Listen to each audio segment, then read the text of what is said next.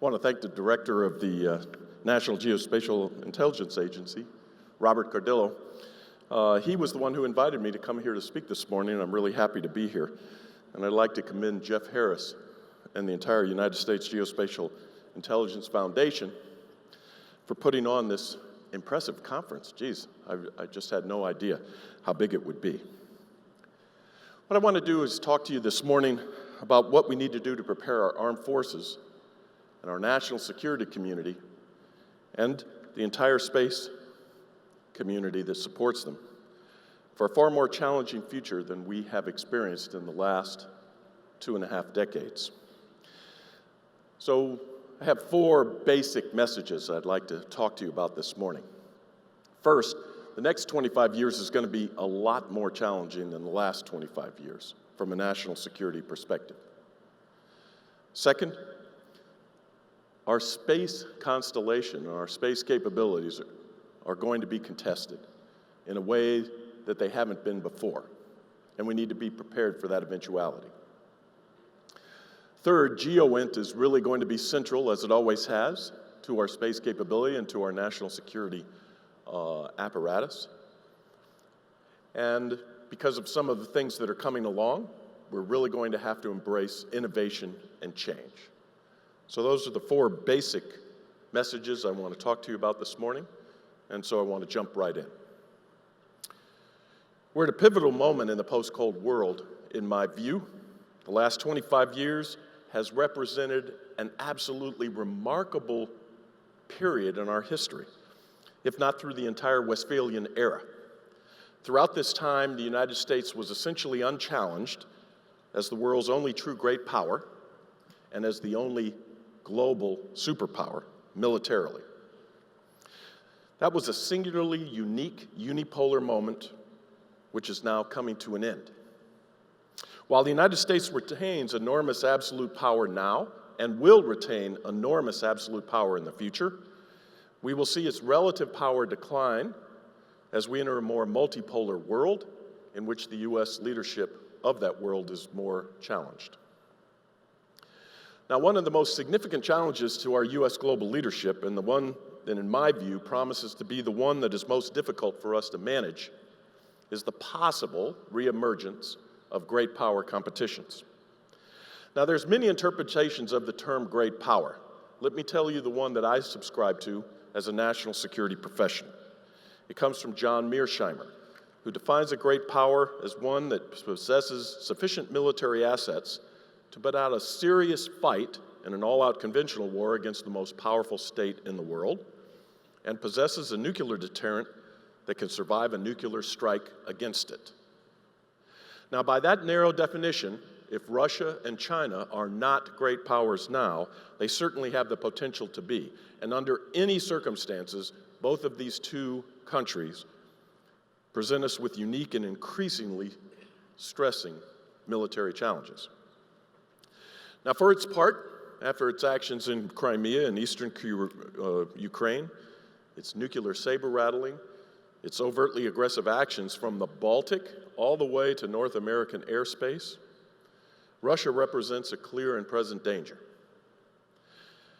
Now, this development is unfortunate. It comes after 25 years of the United States and Europe working very hard to include Russia within the European community and partner with it on a variety of global issues. And I want to emphasize that we still seek both of those outcomes. However, after modernizing both its nuclear and its conventional military capabilities and warfighting doctrine, Russia is actively seeking to undermine NATO. It has indicated it wants to dominate the Arctic, and it wants to challenge many of America's broader global aims. Consequently, we're now working very closely with NATO to blunt further Russian aggression in Ukraine and to deter further Russian intimidation or military actions against its neighbors and our NATO treaty allies. Now, this is going to require expenditures of resources that, quite frankly, we were not expecting to make, and in an era of constrained budgets. Now, let's think about China. It's a rising power and a growing economy, has impressive latent military technical capabilities, and it is going to present probably a more significant and enduring challenge over the next 25 years, and one that the DoD has to focus on. Now, this doesn't mean to suggest in any way, shape, or form that I think China and the United States are destined to become adversaries. Indeed, we see our future relationship with China as having elements of both cooperation and competition, and not open hostility. Accordingly, we continue to pursue military-to-military cooperation, as well as confidence-building measures with China in order to increase transparency, expand our dialogue on a variety of security issues, improve crisis stability, and reduce the risk of military miscalculation. But at the same time, I think everyone in this audience recognizes that DoD must not overlook the competitive aspects of our relationship, especially in the realm of military capabilities, an area in which China continues to improve at an impressive rate. And we must also be aware of historical precedent. A Harvard study has shown in 15 cases in history in which a rising power has interacted with the established state power, or great power, 10 have ended in war. China recognizes this itself. In its most recent military strategy, it says, international competition for the redistribution of power, rights, and interests is intending to intensify. We must therefore hedge against this intensification becoming too heated, and that's where the DoD comes in. Now, from our perspective, the best way to hedge against any overt military competition, or even an unexpected crisis with another state power, is for the United States to maintain strong nuclear and conventional deterrent capabilities. And as a strong nuclear conventional deterrence, which is what I want to talk about today, that posture requires three things. First, we have to overmatch the technical capabilities of any potential adversary. Second, we have to maintain the ability to project power across transoceanic distances and defeat any adversary's attempt to project power across intra or inter-theater distances. And third, we have to routinely demonstrate both of those two capabilities. Now, without these three fundamental things, our conventional deterrence posture is going to be less effective, our overseas alliance and partnerships will be weakened, and crisis stability will be undermined. Now, unquestionably, everybody in this room and all of us, Americans, and especially our national security professionals in Congress, we need to spend more time thinking about strengthening all three pillars of our conventional deterrence posture so that we preserve the peace. And since at least World War II, we have relied upon technological superiority to provide us with a conventional overmatch to overcome any adversary's advantage in time, space, or even size of forces. And this was particularly true in the last 25 years since the Cold War ended, when the United States enjoyed unparalleled conventional dominance across the spectrum. We could generally count on unimpeded access to land, in the air, on and under the seas, and in space. And even when our access was challenged, we were generally able to establish access very quickly and at relatively low cost. Now, once in theater, our joint force enjoyed a substantial technical, operational, and tactical overmatch against any potential regional adversary. And one of the biggest reasons this was so was because of our unparalleled space capabilities. Now, these capabilities evolved throughout the Cold War. They were constantly refined. As you know, in the early days of the Cold War, we developed space capabilities primarily to serve our strategic decision makers.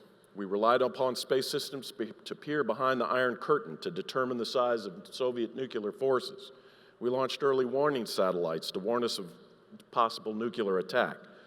We launched communication satellites to connect our nuclear retaliatory forces.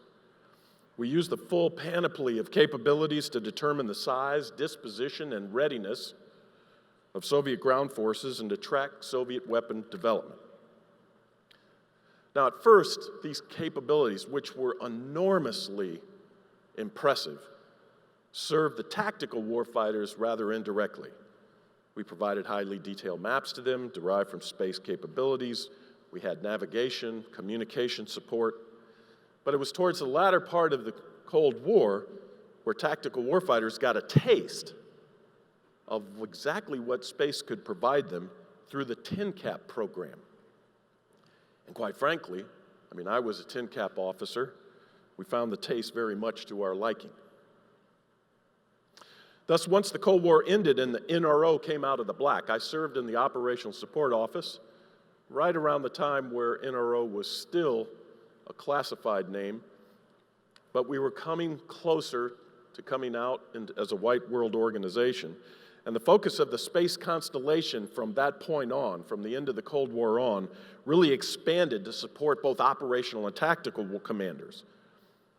Indeed, the space architecture that we built during the Cold War provided us with an instant ability to set up theater-wide guided munition battle networks. That is, smart weapons that we can employ across the entire range and depth of a theater, and these were enabled by space-based targeting, navigation, timing, and communications capabilities. Now, these very same capabilities allowed us to become an aggressive first mover in this new warfighting regime involving guided munitions. And it allowed us to dominate conventional fights in ways that we simply had not done so in the past. Said another way, our space constellation helped give our terrestrial forces an enormous operational and tactical overmatch against any regional adversary. Gosh, I just can't say this enough, having worked in this field for quite some time, that these capabilities that were built up and refined over the Cold War allowed us to project more power, more precisely, more swiftly, at less cost, and with less force structure, and with far fewer casualties than would otherwise be possible. Many of the people in this room were directly responsible for these capabilities. And all Americans, and certainly all fighting men and women, salute you for your efforts. But without question, over the past 25 years, much more so than during the Cold War, space support has become so deeply enmeshed in joint combined arms operations that they are now absolutely central to our way of deterring, assuring, and warfighting. All right, so that's the good news. Now the bad news is the next 25 years is going to look a lot differently, as I said in the early part of my presentation. The security environment is changing, and our learned experience over the last 25 years has to be increasingly examined and questioned. At the macro level, the problem is our margin of technological superiority is being eroded steadily, and at a pace that is uncomfortable to Secretary Carter, myself, and Frank Kendall, our Undersecretary of Defense for Acquisition, Technology, and Logistics. Now, this erosion results from a combination of two factors which most of you are well aware of. The first is that many countries, including Russia and China, are pursuing levels of advanced weapons development that we haven't seen since the mid-1980s, near the very peak of the Soviet Union's surge in Cold War defense spending. And second, for the last 14 years, our attention has been rightly focused in the Middle East on the men and women that were fighting there. And now our post-Cold War budget cuts are limiting our own ability to make technical investments. So as a result, the big margin of technological superiority that we have has shrunk. But the problem goes well beyond just a mere erosion of our technological overmatch. So let's talk about space. For the last 25 years, we've considered it a virtual sanctuary. We have counted on the capabilities there and haven't thought much about it other than we know we want it and we expect to have it. But as this audience knows, that is no longer the case. Many countries, including Russia and China, have studied our way of warfighting, and they search for gaps that they can exploit in the unlikely event that we would have a clash of arms. And they have focused on our space systems as a potentially vulnerable center of gravity for U.S. military power. And they're right. So as a result, space must now be considered a contested operational domain in ways that we haven't had to think about in the past. Said another way, we find ourselves dependent now on space capabilities that are increasingly vulnerable to counter space systems that others are developing. Now, obviously, we need to do something about this. So the first order of business, and something that this audience needs to think about, along with all of the other ints in our space architecture, is to make us more resilient so that we can continue to count on space-based missions that support our forces regardless of the threats against them. If we fail to do so, the implications for our national security will be quite profound. Our command and control would be significantly degraded. Our ability to detect and track adversary ballistic missile launches would suffer. The accuracy of our precision-guided munitions would be put into question. The satellite links that connect our unmanned aerial systems could be denied. We would lose much of the space-derived data that forms the foundation of nearly all of our intelligence products. The ugly reality that we must now all face is that if an adversary were able to take space away from us, our ability to project decisive power across transoceanic distances and to overmatch adversaries in theaters once we get there, both of which are the very essence of our conventional deterrent posture, would be critically weakened. Now, President Obama has made clear that such a future or situation is totally unacceptable. And he has challenged senior defense and intelligence community leadership to make big changes in our space strategy and posture to make sure it never happens. So what do we do? From the Department of Defense, we'll start with first principles. We exist for two purposes. We deter threats to our nation where we can, and we fight and win our nation's wars when we must. We cannot credibly deter conflict if we are not prepared to fight, and we're not demonstrating our capability to win. And that means we must be prepared now to prevail in conflicts that extend into space. So that means we have to work with the intelligence community to approach this problem in a holistic manner, so that both DoD and the intelligence community assets are seen as a single coherent constellation. Together, we have to develop new space tactics and doctrine to account for a contested space environment. Together, we must and will need better indications and warning of attacks upon our respective systems and space assets. Together, we must and will develop more resilient architectures. Together, we must and will develop command centers that help us fight through attacks. And together, we must make sure that we counter adversary space capabilities, especially their ISR and their space-enabled precision strike. Now, this is going to mean that we're going to have to divert resources to the space mission set. And our budgets reflect this. Starting in 2016, we shifted about $5 billion of both IC and Defense Department investment into space security. Doesn't sound like a lot, but in this budget environment, that was a big, big muscle move. And the top aim of this year's strategic portfolio review on space is to figure out if we need to go further. Now, without question, as we discuss and we debate what space capabilities we need to improve upon, GEOINT is going to remain at the top of the list. Now, all of you know the incredible products you provide to the warfighter: exquisite imagery, detailed, highly accurate maps and charts, data for high-fidelity mission planning systems, change detection, highly accurate targeting support, even three-dimensional renderings of buildings and compounds, such as the ones used at the Abbottabad compound in the Bin Laden raid. But there's not going to be any rest for the weary in this room, I'll tell you that, because we're going to double down on GEOINT in the future. We want to be able to establish patterns of life from space. We want to know what the unusual looks like.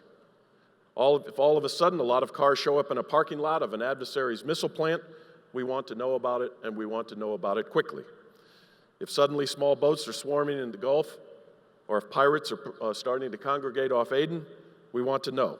If Russian soldiers are snapping pictures of themselves in war zones and posting them on social media sites, we want to know exactly where those pictures were taken. If people start building islands in the South China Sea, building islands or starting to build structures on islands in the South China Sea, we want to know about it. And if a ship that we suspect might be carrying illicit materials, we want to know how deep it is sitting in the water so we can determine how much cargo is on board.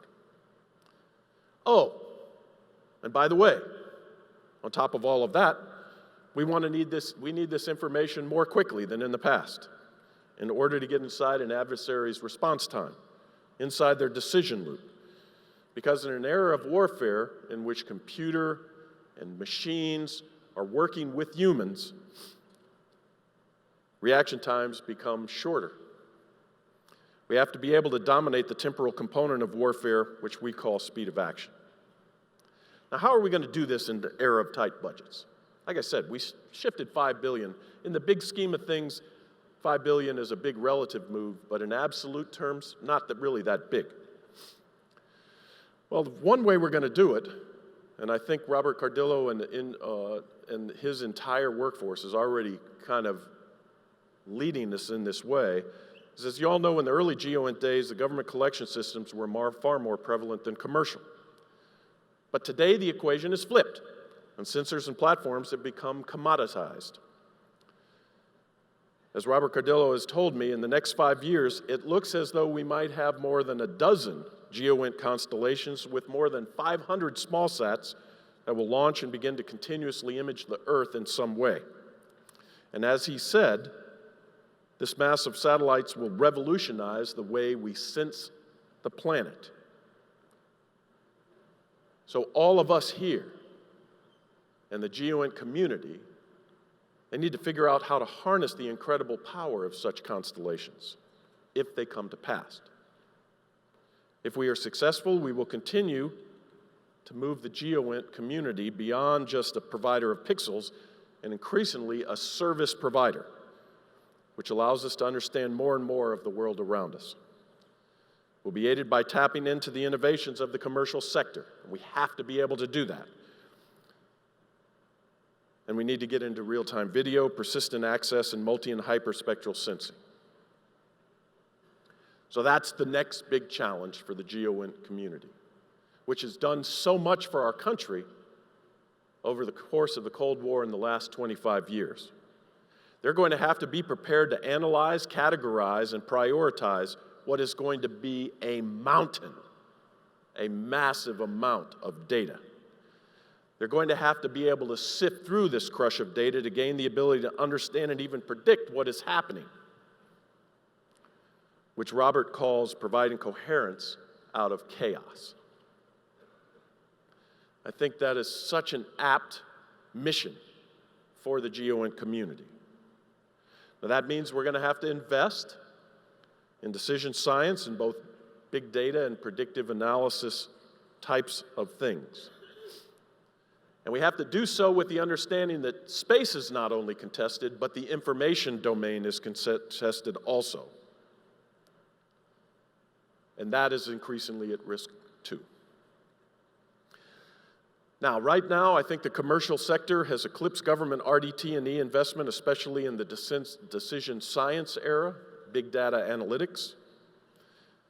And for that reason, Secretary Carter has decided to launch what he refers to as the Defense Innovation Unit Experimental, or DIUX, which will be located in Silicon Valley, be a point of presence for us, and will try to harness the resident innovation culture in areas like remote sensing, big data, advanced computing, robotics, miniaturization, additive manufacturing, and on and on.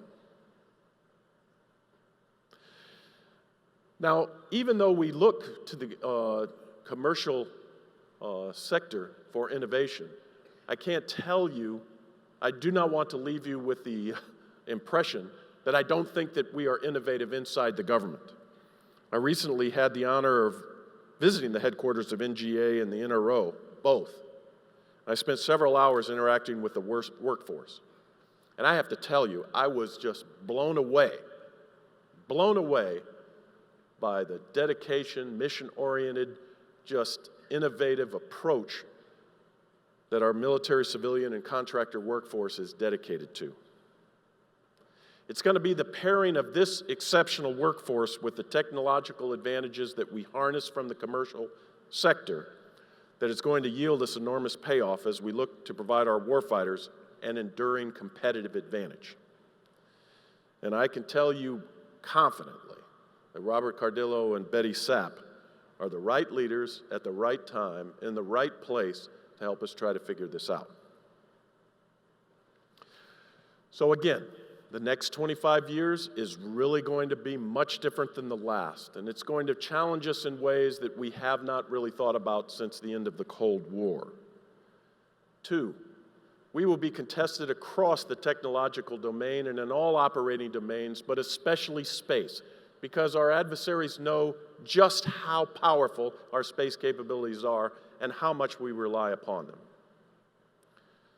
GEOINT is going to be central to the way ahead, and being able to aggregate and sift through and make sense out of this enormous amount of data that we expect over the next 5 to 10 years to create coherence out of chaos is going to be the central mission of the GEOINT community.